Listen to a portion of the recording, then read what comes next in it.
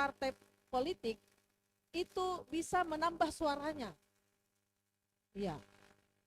Makanya ada istilah dilamar ya, dilamar. Bukan karena dia melalui proses pengkaderan. Jadi misalnya ya ada seorang ya perempuan yang dinilai dari aspek ekonominya, posisinya, strata sosialnya bagus, itu dilamar oleh partai politik, dia tidak dikader. Lalu kemudian masuklah. Kenapa? Karena karena partai politik kan hitung-hitungannya adalah ya kepentingan politik ya, yang penting menang gitu. Nah, sehingga ini mengerikan untuk perempuan. Bahwa ketika dia masuk di situ, dia dianggap bahwa dia sudah siap bertempur secara ekonomi, secara kapasitas dan seterusnya. Nah, sehingga perempuan yang misalnya berpikir rasional ya, berpikir wah bagaimana kansnya ketika saya di dalam dengan situasi politiknya misalnya oke lah, ketika dia mau masuk di dalam dengan situasi-situasi partai politik yang masih transaksional, yang belum fair menilai, ini juga persoalan. Misalnya kita ingat ya kasusnya Ibu Mistriani ya, Mistriani. Waktu itu dia sudah terpenuhi, tetapi tiba-tiba dipecat oleh partainya. Nah, yang mekanisme-mekanisme seperti ini yang tidak jelas misalnya, yang kemudian membuat perempuan takut untuk masuk ke dalam. Karena selain harus siap secara ekonomi, secara mental, juga khawatir dengan cara-cara yang tidak fair. Apalagi kalau kita lihat di Indonesia, sekarang partai apa yang bukan milik pribadi? Betul. Iya kan? Partai apa sih? Ya, beda dengan di zaman Orba ya. Ada 3 partai misalnya Golkar, P3 dan PDI itu betul-betul sekumpulan orang yang memang ingin berpolitik. Tapi kan sekarang coba partai-partai misalnya P3 saja yang dianggap dulunya partai yang besar, sekarang suaranya berapa? Gitu. Nah, jadi memang susunan partai politik itu juga dan mekanisme pengambilan keputusan yang tidak fair, yang cenderung juga kekeluargaan atau mungkin juga masih ada kolusi di dalamnya dan nepotisme, itu kemudian membuat perempuan semakin takut untuk masuk ke sana. Gitu. Jadi dari hambatan ataupun tantangan tersebut, ada nggak sih cara seorang perempuan untuk bisa terjun ke dalam partai politik tanpa harus khawatir terhadap risiko-risiko yang besar seperti yang telah disebutkan tadi kan? Selain itu, selain ini ya Bu, selain pendidikan politik yang harus mereka dapatkan, nah untuk bisa menggebrak ataupun menerapkan pendidikan politik tersebut dalam partai politik, apa sih atau ada nggak sih cara yang harus kita sebagai perempuan lakukan gitu di dalam sebelum apa yang harus kita lakukan sebelum kita masuk ke dalam partai politik selain mendapatkan pendidikan politik seperti itu. Ya, kalau misalnya kaitannya dengan cara ya, sebenarnya memang kan juga masih banyak perempuan yang juga masih berminat ya. Nah, yang masih banyak yang masih berminat itu artinya dia merasa bahwa dia bisa menghadapi tantangan-tantangan yang tadi sudah kita jelaskan ya. Dan tentu saja ada backup, ya kan? Backup dari keluarganya, dari suaminya ya. Nah, mungkin saya kira menarik juga Kak Risma ya, kita bikin penelitian lah gitu. Sekarang yang masuk jadi anggota DPRD itu ya baik kabupaten kota, provinsi maupun pusat ya, itu siapa gitu. Saya tidak usah memperjelas gitu ya, meskipun juga dia perempuan ya, kita harus hargai gitu. Tapi mungkin ada di antara perempuan-perempuan itu yang menggunakan privilege tertentu. Tapi ada juga yang mungkin juga sudah berjuang gitu, khususnya misalnya anggota-anggota yang sudah lama gitu ya, yang memang sudah dari dulu. Artinya ketika dia terpilih lagi bisa jadi karena memang konstituennya sudah menghendaki ya, dan dia bisa menerobos politik uang gitu ya. Artinya dia sudah punya konstituen yang solid gitu. Nah, tapi yang pemain baru misalnya ya kita harus lihat itu mereka siapa. Dan terkait dengan keterwakilan perempuan, esensinya adalah bagaimana juga dia memperjuangkan, bukan sekedar fisik yang ada di sana. Itu saya kira juga poin pentingnya ya Kak Risma, bahwa kita mendorong keterwakilan perempuan itu sebenarnya latar belakangnya dan prinsip utamanya adalah memperjuangkan kepentingan-kepentingan kelompok-kelompok miskin, marginal, rentan, termasuk kelompok-kelompok perempuan misalnya, anak, penyandang stabilitas gitu. Jadi bukan dia hadir hanya secara fisik misalnya. Gitu. Jadi ya, boleh Bu, langsung saja. Jadi apa sih yang harus dilakukan seorang perempuan untuk terjun ke dalam dunia politik? Oke, saya kira ini yang seru ya, bahwa kalau kita mau masuk ke ruang politik yang penuh politiking, apa yang harus kita lakukan gitu. Jadi kalau saya melihat ini perempuan harus punya formula khusus. Pertama, melihat pada dirinya sendiri, bahwa perempuan harus membekali diri. Karena kalau kita mau masuk ke satu tempat, nggak mungkin kita dengan zero kan. Sehingga banyak ruang yang harus dimasuki oleh perempuan sebelum dia harus siap masuk ke politik. Yang pertama tentu saja adalah mendidik dirinya.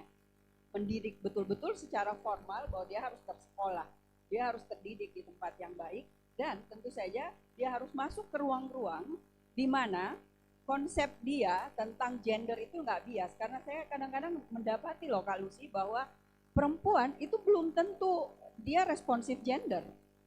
Banyak kita temukan, sehingga saya merasa bahwa oke, sebelum Anda masuk di politik dan memperjuangkan tentang isu gender dan perempuan, belajar dulu di tempat Kak Lucy gitu. Bergaullah dengan teman-teman komunitas perempuan yang sudah sangat fasih dengan urusan itu.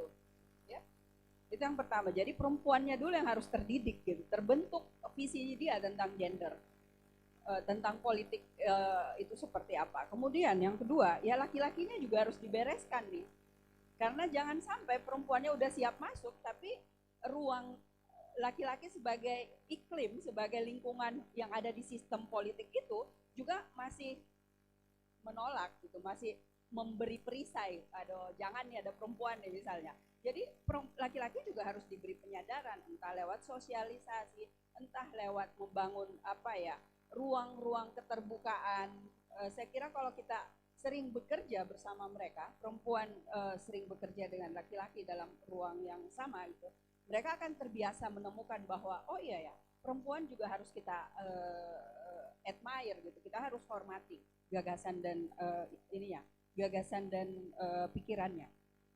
Kemudian yang ketiga adalah mendidik para pemilih nih, karena ini juga yang jadi biang kerok sekarang ini. Pemilih menurut saya, kalau dulu orang selalu bilang, ayo kita bikin sosialisasi pemilih cerdas. Kalau saya melihat sekarang tuh pemilih itu licik, nggak cerdas tapi licik. Kenapa? Karena dia melakukan politik yang lebih kotor daripada politikus itu sendiri gitu ya. Dapat duit, menerima duit dari caleg itu sesuatu yang politiking sekali gitu. Semua diterima, lebih busuk daripada calegnya gitu kan. Kalau calegnya tuh hanya memberi pada satu orang yang pasti gitu, tapi pemilih itu menerima dari pintu manapun gitu. Jadi kalau saya sih pemilih juga harus dididik gitu. Dan ruang-ruang yang untuk mendidik mereka ini yang harus diperbanyak gitu. Tidak bisa selesai di lingkungan saja, tapi ini harus dari, kalau saya malah harusnya ada di shortcut sistemnya gitu. 2 generasi supaya itu bisa selesai gitu. Nggak ada lagi hal-hal yang politiking dalam politik. Baik. Jadi selanjutnya nih Bu, saya mau tanyakan bagaimana sih dampak dari ketika perempuan berpartisipasi dalam politik terhadap pembangunan dan juga kemajuan baik itu Indonesia negara ataupun khususnya di Sulawesi Selatan sendiri, bagaimana sih dampak dari peningkatan partisipasi perempuan dalam partai politik secara keseluruhan? Oke, saya melihat gini, bahwa perempuan diberikan ruang dan jumlah partisipasi mereka lebih meningkat ya, dari segi persentase, kuantitas, tentu saja kita melihat misalnya sekarang isu-isu gender budgeting itu mereka bisa perjuangkan, ya. Dan itu penting gitu. Ketika di sebuah pemerintahan kita lihat pada gender budgetingnya bias, terus bagaimana dong pembangunan bisa menjadi pembangunan yang merata dan berkeadilan kalau di dalam penganggarannya itu mereka tidak mempertimbangkan itu. Jadi kalau saya sih melihat bahwa perempuan masuk ke dalam pemerintahan dan kemudian bisa melakukan sesuatu itu berarti sekali dalam pembangunan. Hanya memang ruang itu yang harus terus dikembangkan, ya. Tadi Kak Lucy sudah bahas bahwa kalau RPMJ-nya mereka benahi dengan baik, di situ sudah kelihatan seperti apa mereka akan membangun formula untuk membangun pemerintahannya. Saya kira perempuan perlu didukung untuk menjadi kepala daerah. Oke, baik. Jadi lebih sejahtera ya, bisa dibilang seperti itu. Jadi dari Bu Lucy bagaimana sih dampak yang diberikan ketika perempuan bagaimana sih dampak yang diberikan dari peningkatan partisipasi perempuan dalam pembangunan dan kemajuan di Sulawesi Selatan secara keseluruhan? Ya, terima kasih. Jadi yang pertama itu adalah pasti akan meningkat IDG-nya, ya. Ya, karena IDG, IPG, ya, itu diukur berdasarkan salah satunya adalah partisipasi perempuan. Dan itu juga dianggap menjadi salah satu indikator keberhasilan pemerintah daerah, gitu. Nah, yang kedua adalah bahwa memang kita perlu melihat apa-apa saja yang kemudian diperjuangkan oleh perempuan yang ada di situ, ya, di parlemen. Apakah ada undang-undang ataupun peraturan daerah kalau dia di tingkat kabupaten kota yang sudah diusulkan, gitu. Lalu kemudian yang berikutnya adalah bagaimana dia juga ketika misalnya dia menjadi anggota DPR misalnya, bagaimana dia berinteraksi dengan masyarakat, ya. Saya kira itu juga yang paling penting, karena kan interaksi antara anggota legislatif dengan masyarakat itu kan sudah difasilitasi oleh negara. Sudah ada uang, alokasi anggarannya untuk itu, misalnya melalui reses, ya. Nah, bagaimana mereka memanfaatkan reses tersebut. Nah, saya melalui program Mampu waktu itu dan sekarang juga kami melalui program inklusi di Bakti mendampingi 7 kabupaten kota untuk anggota DPRD salah satunya.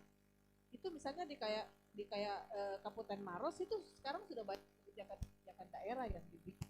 Misalnya ada sekolah ramah anak, kabupaten layak anak, kemudian ada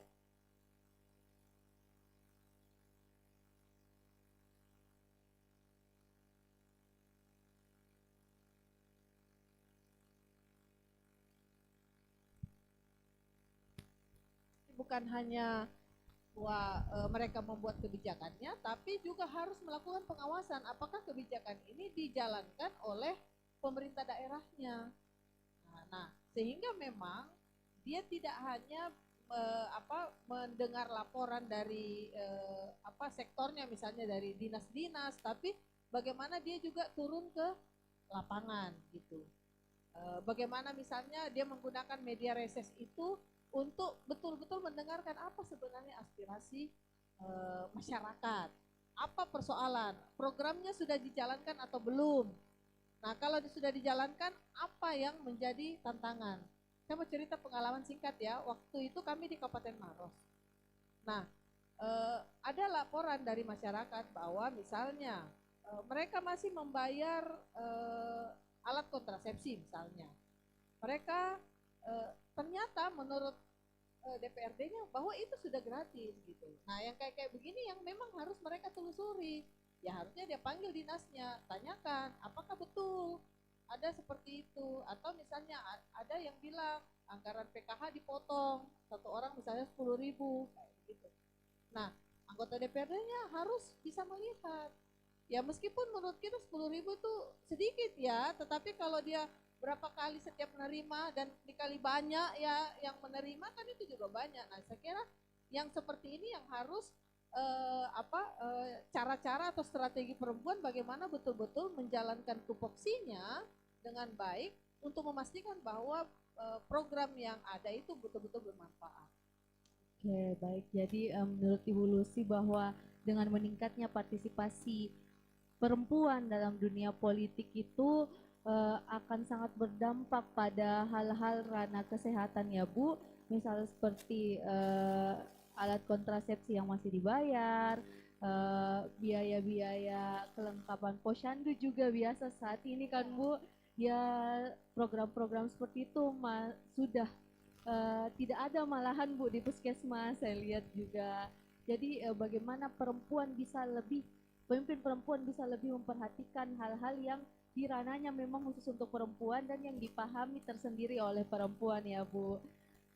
Oke. Jadi untuk pertanyaan penutup nih, dalam tahun ini kan kita memasuki tahun pilkada nih Bu.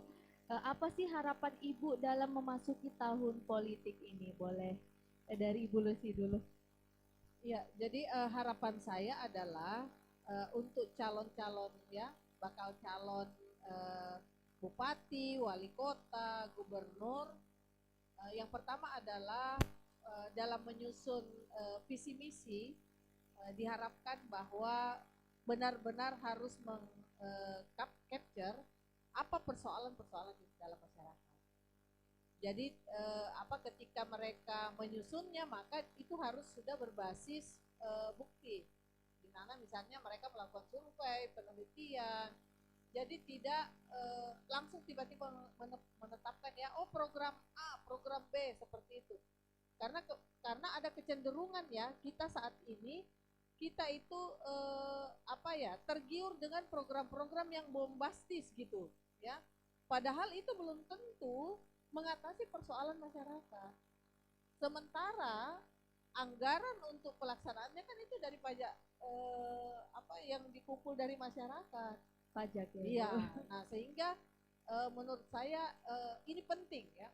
Dan juga tidak melihat persoalannya hanya pada infrastruktur, kan kebanyakan juga begitu, tapi memang bagaimana dia bisa melihat apa persoalannya, apa yang menyebabkan persoalan itu terjadi, cara mengatasinya bagaimana yang betul-betul sesuai dengan apa yang diharapkan oleh masyarakat, sehingga ketika itu ada dampaknya itu betul-betul bisa dirasakan manfaatnya oleh masyarakat. Oke, baik. Nah, kalau Ibu Risma, apa sih harapannya dalam tahun politik ini, utamanya tahun pilkada? Oke, kalau kita lihat di 2024 ini, itu kalau di 37 provinsi se-Indonesia akan ada 508 daerah yang pilkada, dan khusus di Sulsel akan ada 11 kabupaten kota, termasuk di pilgub kita ya. Tentu saja karena ini tahun politik dan kita berharap bahwa ini juga menjadi ruang untuk perempuan, maka saya menghimbau ayo teman-teman perempuan yang sudah punya kapabilitas menjadi pemimpin di daerah masing-masing, ayo maju aja gitu ya. Tunjukkan bahwa perempuan juga mampu berkontestasi. Tentu saja bukan hanya karena misalnya dia berasal dari yang disebut tadi kan sampai dia maju, tapi kita berharap bahwa partai politik mengakomodir mereka itu karena kompetensi mereka. Tapi saya kira itu tadi bahwa ini menjadi peluang yang cukup besar. Jangan kemudian karena merasa bahwa pilkada, pilgub itu adalah ruang laki-laki, maka ya sudahlah kita cukup membackup mereka. Ayo, ini ruang yang juga bisa dimasuki oleh perempuan, tapi tentu saja perempuan juga harus siap untuk bisa berkompetisi di situ. Kapabilitasnya harus lebih dikuatkan lagi, termasuk membangun jejaring. Oke, baik. Jadi untuk perempuan-perempuan yang ada di luar sana yang memang memiliki minat dalam terjun ke ranah politik, ayo kita sama-sama bergerak maju, dan utamanya untuk perempuan-perempuan yang masih ragu, misal untuk yang telah ada di partai politik masih ragu untuk maju dalam pilkada tahun ini, ayo kita beranikan diri kita. Seperti itu ya Bu. Jadi baiklah, terima kasih kepada narasumber Ibu Risma dan juga Ibu Lucia yang telah menyempatkan waktunya untuk berdiskusi pada sore hari ini. Semoga kedepannya kita bisa terus bekerja sama ya Bu. Dan untuk teman-teman sekalian, sekian diskusi kita pada sore hari ini. Semoga apa yang telah didiskusikan dapat bermanfaat dan juga dapat diimplementasikan ke depannya. Jangan lupa saksikan talk show Mencari Pemimpin Daerah Menuju Indonesia Emas 2045 pada seri selanjutnya. Saya Latifah Nur Fauzia dan seluruh kru yang bertugas pamit undur diri. Sampai jumpa. Wassalamualaikum warahmatullahi wabarakatuh.